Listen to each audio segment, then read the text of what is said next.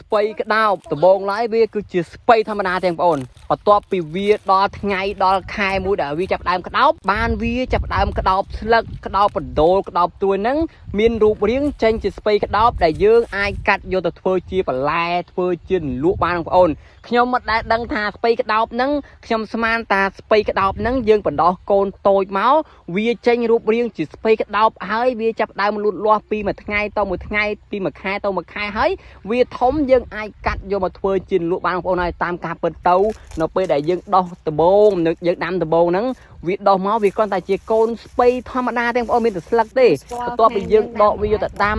ឬក៏យកទៅស្ទូងលើកជារងហើយបានយើងធ្វើការថែទាំយើងស្រោចទឹកយើងមើលថែទៅលោតវាលូតលាស់ពីមួយថ្ងៃទៅមួយថ្ងៃរហូតទៅដល់វាធំដល់ថ្ងៃដល់ខែដែលវាត្រូវក្តោបវាពេញវ័យដែលលក្ខណៈដែលវាចាប់ដើមក្តោបគឺវាចាប់ដើមក្តោបស្លឹកក្តោបត្រួយក្តោបបណ្ដូលរបស់វាខាងក្នុងហ្នឹងដើម្បីឲ្យវាចេញជារូបរាងស្ពៃក្តោបពិតប្រាកដកន្លងមកខ្ញុំអត់ដែរដឹងទេបងប្អូនខ្ញុំស្មានថាវាដោះមកគឺក្តោបអញ្ចឹងស្រាប់តាំងពីតូចបងប្អូនឥឡូវនេះគឺខ្ញុំកំពុងតែនៅក្នុងចំការស្ពៃក្តោបមកកន្លែងដែលកំពុងតែមើលទៅគឺថាល្អមែនទេបងប្អូនហើយដើមខ្លះក៏យើងបានប្រមូលផលហើយដើមខ្លះក៏កំពុងតែចាប់ដើមក្តោបហើយដើមខ្លះទៀតក៏មិនទាន់បានក្តោបទេបើយើងមើលទៅគឺថាអាដើមដែលក្តោបហើយហ្នឹងគឺយើងឃើញនៅសល់តែស្លឹកនៅសល់តែគល់ទេហើយស្លឹករបស់វាគឺល្អមែនទេឡើងប៉ប៉ិនផ្លិតដែលយើងបក់បងប្អូនគឺថាធំមែនទេឡើងឡើងកប៉ាងហើយបើយើងទៅមើលអាក្តោបដែលកំពុងតែចាប់ដើមក្តោបហ្នឹងគឺថាអូបងប្អូនហើយល្អណាស់បងប្អូនហើយឡើងប៉ប៉ិនកភួនជើងប៉ប៉ិនក្បាលកូនក្មេងបងប្អូនគឺថាល្អមែនទេស្លឹកវាឡើងមកសៅមើលទៅគឺថាអូឡើងអាលើបឡើងអាលងឡើងចាំងតែម្ដងហើយមានដើមខ្លះទៀតក៏កំពុងតែចាប់ដើមក្តោបទូចបងប្អូនប៉ុន្តែបើខ្ញុំមើលទៅខ្ញុំគិតថាដើមខ្លះប្រហែលជាអត់ក្តោបទេបងប្អូនមើលទៅដើមខ្លះដូចជាអត់មានក្តោបតែម្ដងខ្ញុំគិតថាអាហ្នឹងប្រហែលជាមិនក្តោបទេប៉ុន្តែភាគរយវាតិចបងប្អូនពីច្រើនគឺវាក្តោបទាំងអស់តែម្ដងហើយវីដេអូនេះគឺខ្ញុំចែករំលែកបងប្អូនទាំងអស់គ្នាពីការដាំដុះនៅដំណាំស្ពៃក្តោបនេះដើម្បីឲ្យបងប្អូនបានឃើញបានស្គាល់ដូចជាបានដឹងអំពី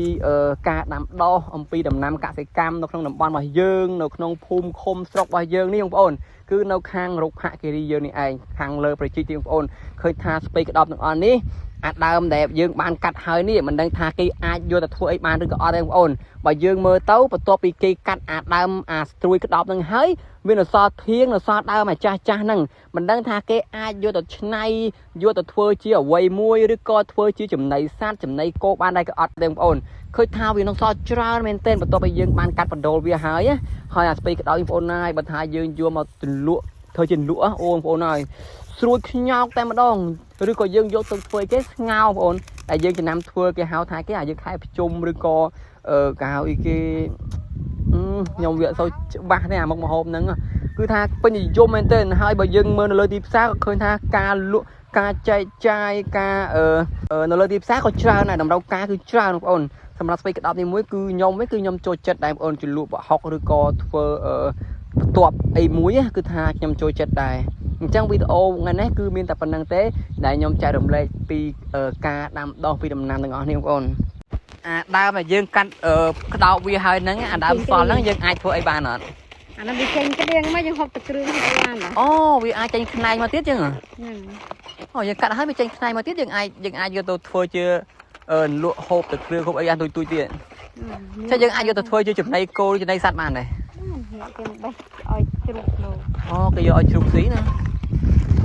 គេតាមនេះពេលនេះវាចេញក្តៀងអូវានៅលាស់គ្នាខ្នែងហ្នឹងណាយើងទុកទៅបើយើងមិនដែរនៅចាំយូរបាទគេកាត់អស់ជួអានេះយើងដាំប្រហែលខែចេះ2ខែគេដោះកូនមួយខែអូយើងដោះកូនមួយខែហើយយើងដកស្ទូងនេះ2ខែកន្លះអាហ្នឹងវាមិនមែនចេញមកក្តោបភ្លាមណាវាក្តោបតាមក្រោយលក់ទំដាំខ្ញុំស្មានថាវាចេញមកក្តោបស្រាប់អត់ទេមនុស្សវាលាតស្វត់ធំហើយវាវិលអានេះដាំក្រោយបាទវាវិលហើយបានវាក្តោបនេះខ្ញុំខាដើមមួយនេះមិនអត់មានក្តោបហ្នឹងតែមើលអត់ក្តោបទេណានេះ